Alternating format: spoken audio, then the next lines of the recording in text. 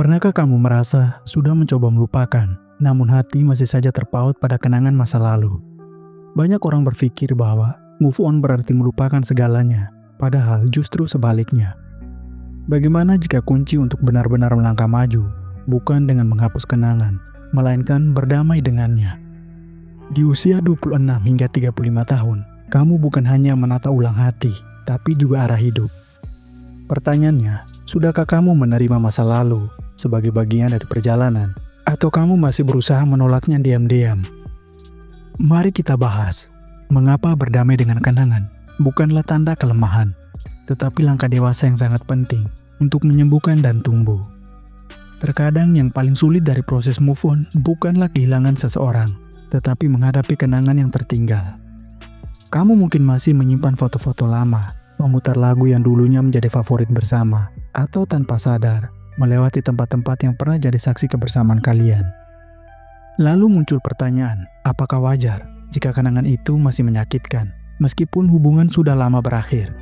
Jawabannya sangat wajar, karena yang perlu kamu lakukan bukan melawan kenangan, tetapi berdamai dengannya. Banyak orang berpikir bahwa melupakan adalah satu-satunya jalan untuk sembuh. Padahal, semakin kamu menolak kenangan, semakin kuat pula ia mencengkram pikiran dan emosi kamu. Berdamai dengan kenangan berarti mengakui bahwa apa yang terjadi adalah bagian dari hidup, bagian dari proses. Kamu menjadi pribadi yang lebih kuat dan dewasa. Kenangan tidak selalu harus dilupakan, tapi bisa dipahami dan diberi makna baru, bukan sebagai luka, tapi sebagai pelajaran.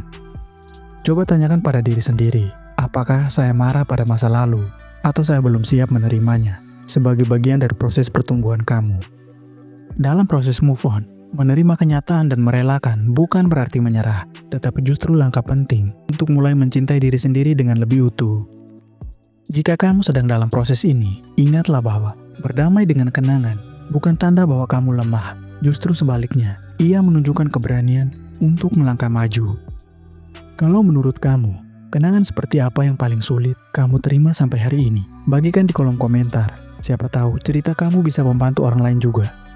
Jangan lupa untuk like video ini jika kamu merasa relate, subscribe agar tidak ketinggalan konten yang lebih menarik, dan share ke teman yang mungkin sedang berjuang dengan hal yang sama. Ingat, kamu tidak sendirian dalam proses ini. Sampai jumpa di video selanjutnya. Tetap semangat.